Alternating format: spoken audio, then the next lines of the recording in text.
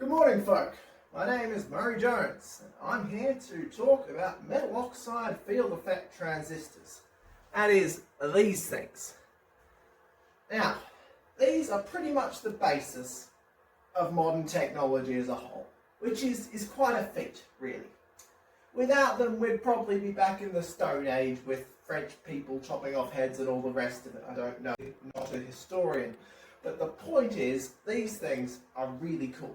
I've got one of them in my hand here, and if I pick up this motherboard out of my computer and pop off that heatsink, pop out the CPU, I've got about 400 trillion of them in my other hand here, which is a lot. Now, we've already seen the bias junction transistors in class, and those are alright. They're essentially a way that you can switch an electrical current using another electrical current, which is cool because it allows computers to make decisions. Now, the trouble with bias junction transistors is they require quite a bit of power to do it. Like, they'll suck in a fair bit of power to their base terminal, and you lose that over time. You can only string so many of the things together. It turns out to be about 400. Whereas right here, I have 400 trillion of the things. And the way that I do that is by having metal oxide field effect transistors that do pretty much the same thing, but without the power draw. The only reason this will draw power is essentially because the wires between the transistors heat up due to resistance. Now, let's take a look at how these things work. Right, this is essentially a schematic of it, and I have a big stick out of my backyard to point at parts of it with. Here we have a big old substrate of P-type silicon. That's silicon that's been doped with something like boron. Now, the reason they dope it with boron is because boron has one fewer valence electrons than silicon, so it can accept electrons into its valence orbitals and take them out of the conduction layer. N-type silicon does the opposite. It's usually doped with phosphorus. That gets us PN junctions across here, and we can string those together in a bunch of interesting ways. But that's not the most interesting part about this. The most interesting part about this is this right here. What is it? Basically nothing. It's an insulator. It could be a vacuum. A vacuum would be a terrible one. In general, they use, some kind of metal oxide, hence the metal oxide field effect transistor. So the oxide part is the insulator, the metal part is the gate on top of it. The gate terminal is what does the control here. So that's where you put your current, and it'll switch whether or not current flows from the drain to the source. Now, the source is where the current goes out of the MOSFET, and the drain is where the current comes into it. The body is a biasing on the substrate, which we'll get to later. Don't worry too much about that now. The key point is we have the gate and the metal oxide that's forming this, essentially a capacitor across here. And let's take a look at what that actually does. Right, so when we put a positive voltage on this gate, opposite charges attract, so we'll attract a big negative voltage in from the substrate.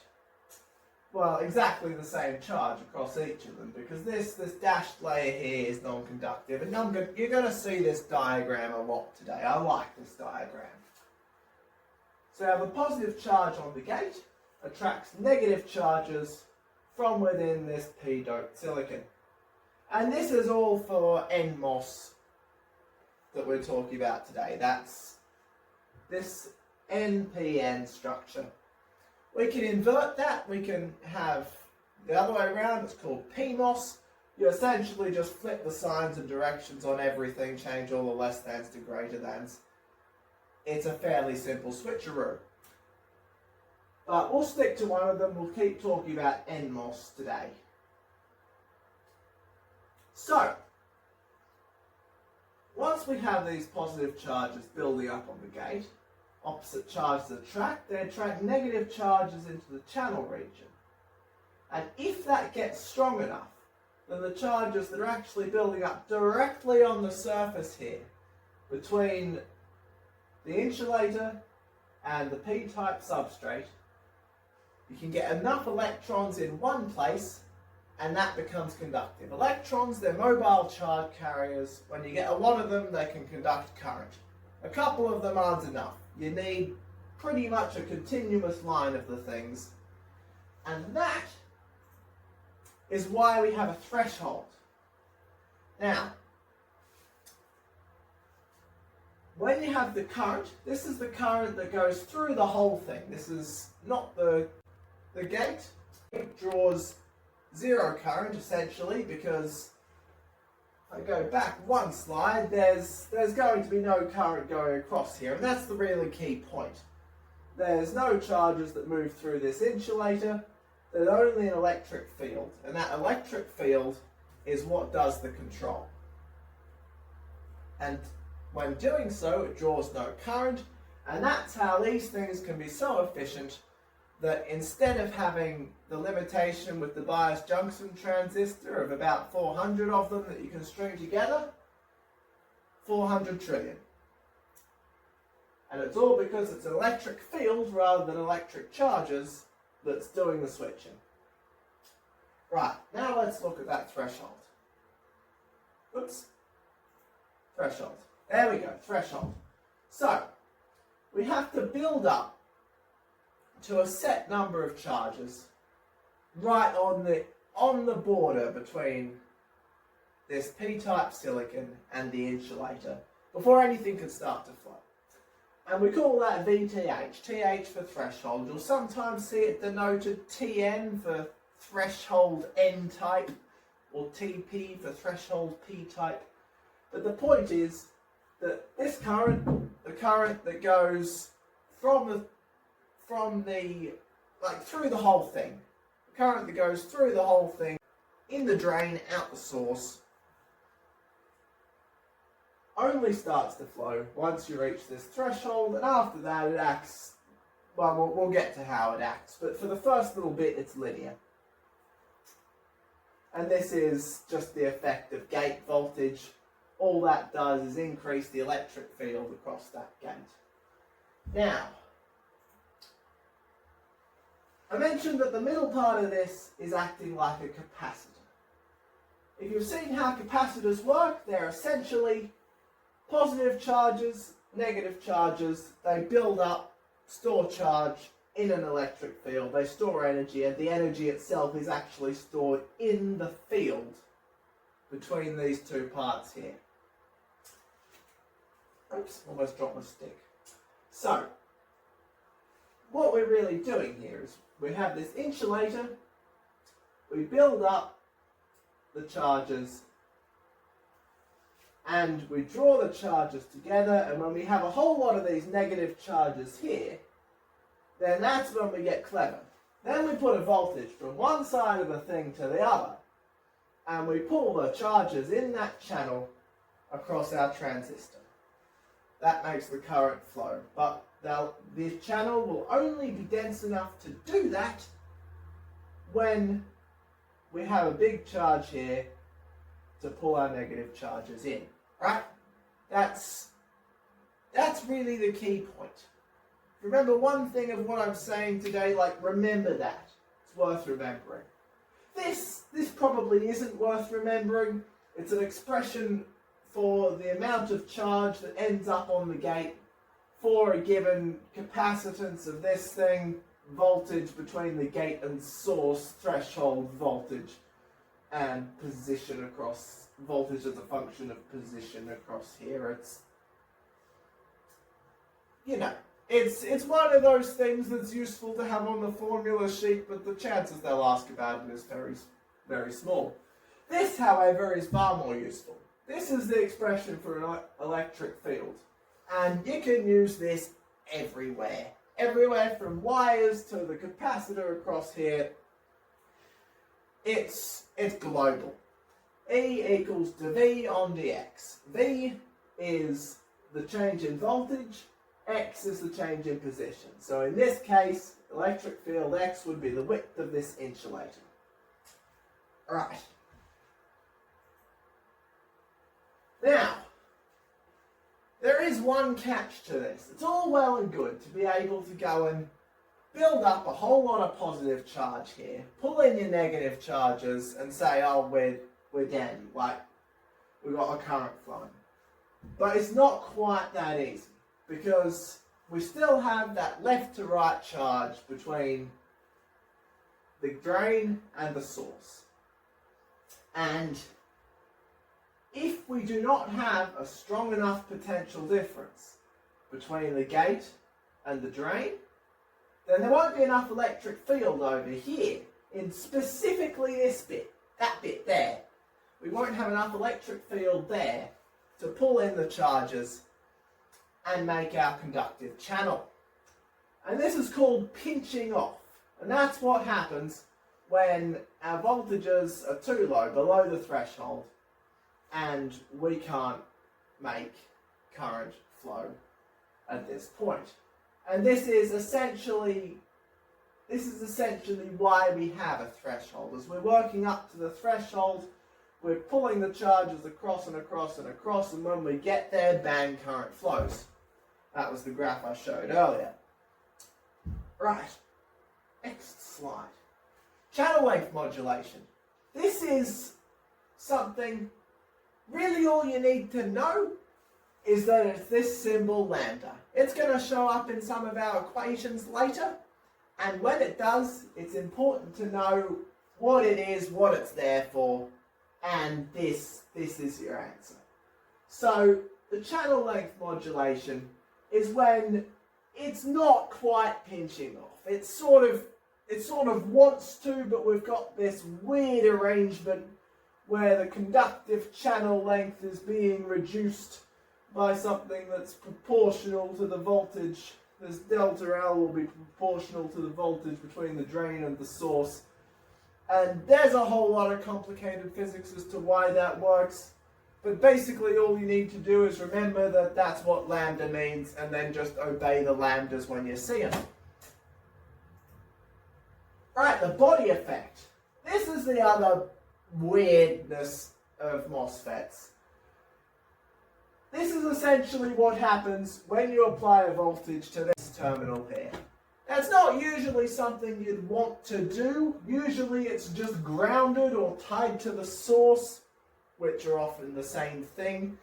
So this is not something you encounter often, but if you have some strange amount of voltage going into your base, what it will do is actually change the position of this here threshold.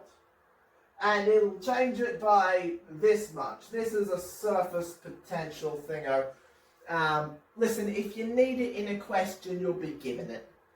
This is not the key point of today. This, however, is the key point of today.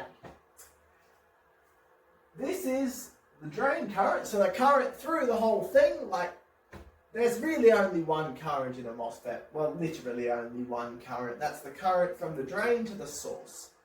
In the drain, out the source. And this is as a function of the voltage between the drain and the source. That's that side-to-side voltage we saw pulling along the channel. Not the voltage on our capacitor, it's the side-to-side voltage. So, we'll see that as we start increasing this voltage, we're acting like a voltage-dependent resistor. That's what's happening in this linear region. Resistor, Ohm's law, V equals IR.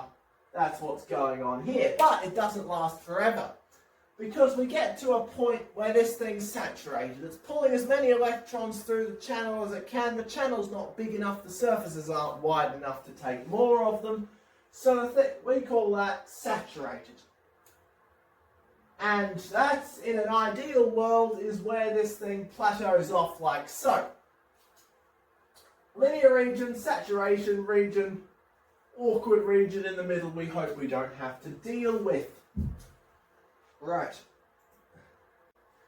And here are the equations for them. So this line here is when the drain to source voltage is less than the gate to source minus the threshold, and saturation's the other way around. Now saturation is the one you're going to have to care about.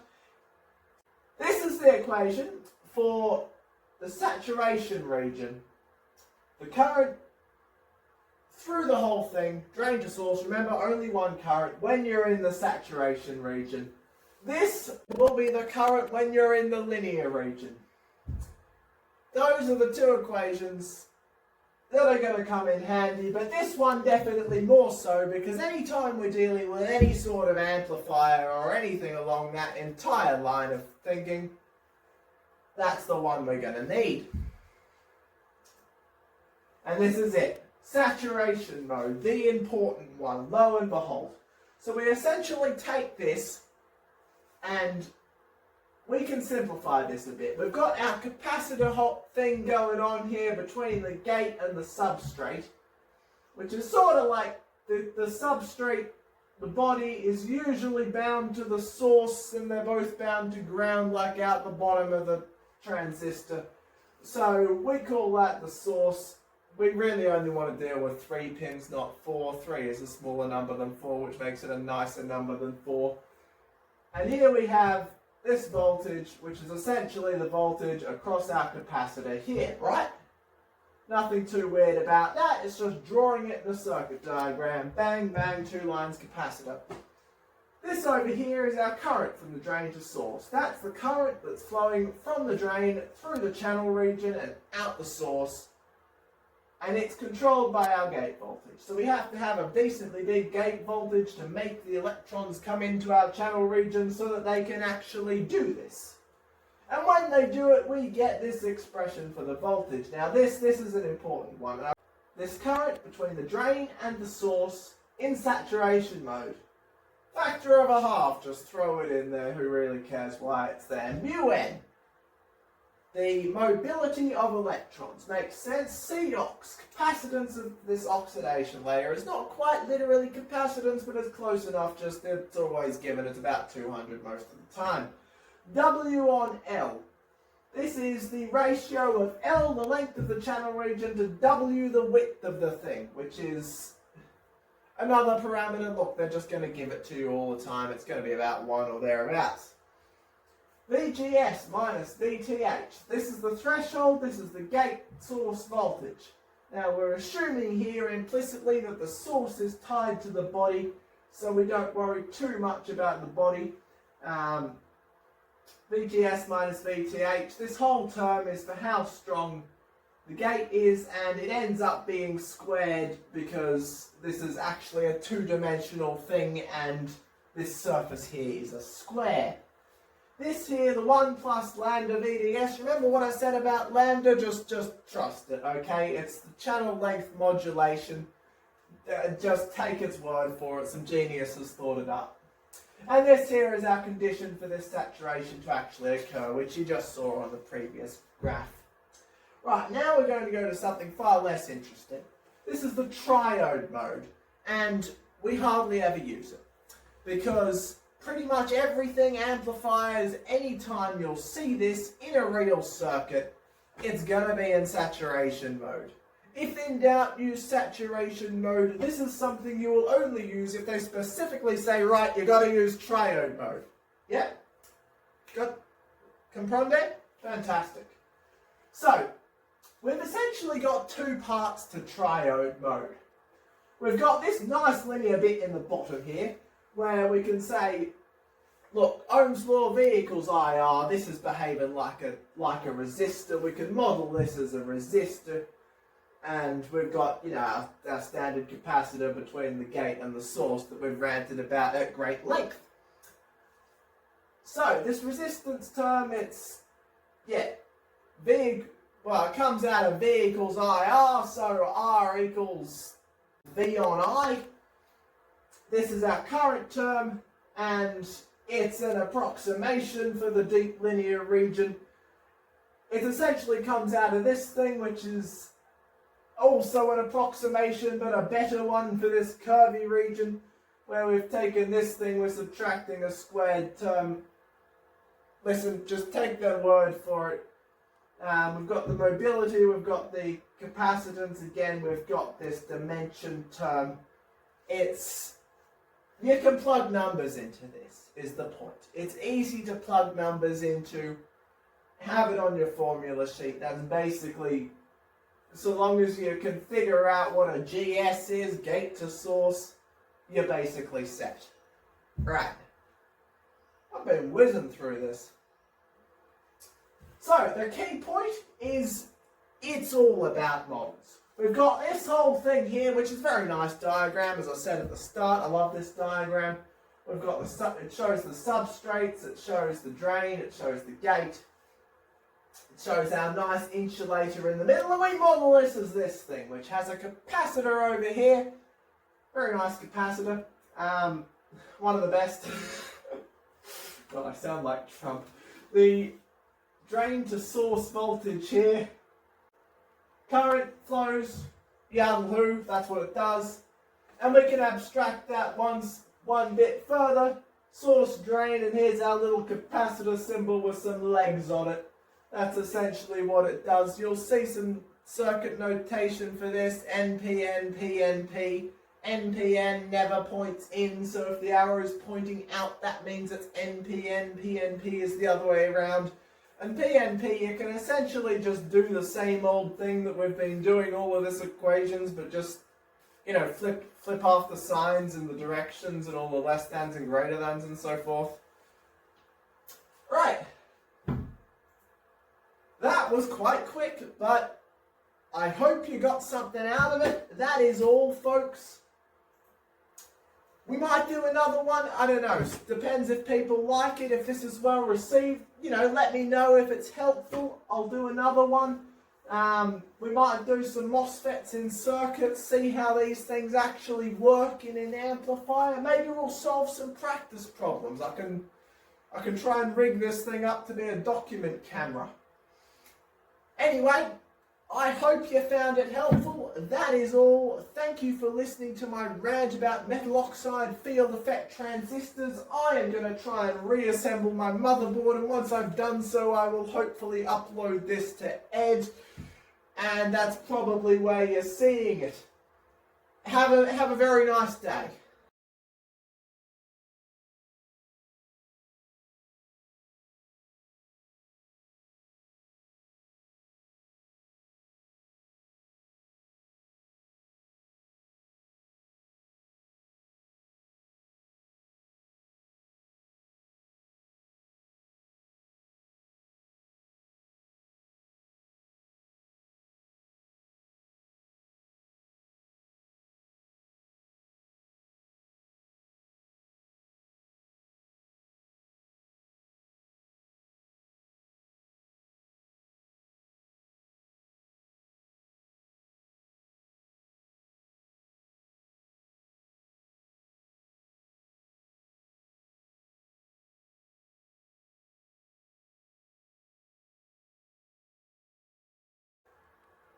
Oh, damn it, I've put the equations back to front. You know what? I'm going to fix that. I'm going to edit this and I'm going to fix that. Oh look, it's fixed.